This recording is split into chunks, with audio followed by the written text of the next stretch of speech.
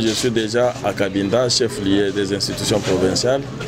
Je devais payer les civilités, parler avec les nouvelles autorités, essayer d'échanger avec eux sur les enjeux de la province. Voilà brièvement les mobiles de ma présence ici au chef-lieu de la province de l'Est. Ceux qui viennent de me succéder, je leur ai dit qu'il faut un peu de discipline. Il faut des disciplines, il faut des sacrifices, vu la situation économico-financière de la province. Si nous avions tenu à gérer pendant une année, quelques mois, cette province, faire les peu de choses que nous avons fait, c'est parce qu'on était disciplinés. Et donc, je les ai encouragés à continuer et à même faire plus que nous, afin que l'image de la province soit améliorée. Nous avons demandé qu'ils maintiennent l'unité entre tous les fils et toutes les filles de la province, parce que l'avenir de notre province en dépend.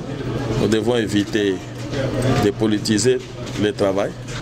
Et eux aussi doivent continuer à gérer tout le monde de la même manière, parce que nous voulons construire une province unie, prospère, et qui doit être quand même un modèle pour les autres provinces. Visite de courtoisie ou va... Nous avons conçu une idée. Cette idée, c'est la création d'un grand réseau de parlementaires qui sont là pour la décentralisation effective, donc l'effectivité de la décentralisation financière. Et donc nous avons, ensemble avec les collègues membres de ces grands groupes de députés, initié des contacts avec l'Union européenne, la Belgique, la France, de manière à ce qu'on puisse appuyer les démarches que nous allons entreprendre. Les démarches consistent en ce que le gouvernement central respecte ses engagements afin de donner aux provinces leurs moyens. Aujourd'hui, si vous voyez les provinces en train de trimer, c'est parce que le pouvoir central ne veut pas rétrocéder les moyens dus et aux provinces et aux ETD. Voilà pourquoi nous avons fait déjà, ça c'est la première démarche, parce que si déjà au niveau du gouvernement, on commence à donner, même si on ne donne pas les 40% comme convenu constitutionnellement, mais si on donne même les 20%, ça peut donner du souffle aux provinces et pouvoir quand même faire quelque chose.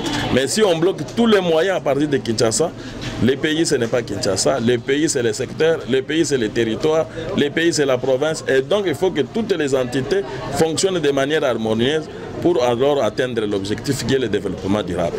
Voilà pourquoi il nous faut absolument impacter, faire en sorte que le gouvernement central respecte ses engagements, respecte la loi, respecte la Constitution en donnant aux provinces, aux ETD, leurs moyens pour faire leur politique.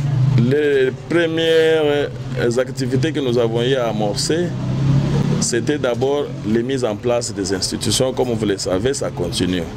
C'est récemment que le Sénat a été mis en place, le bureau.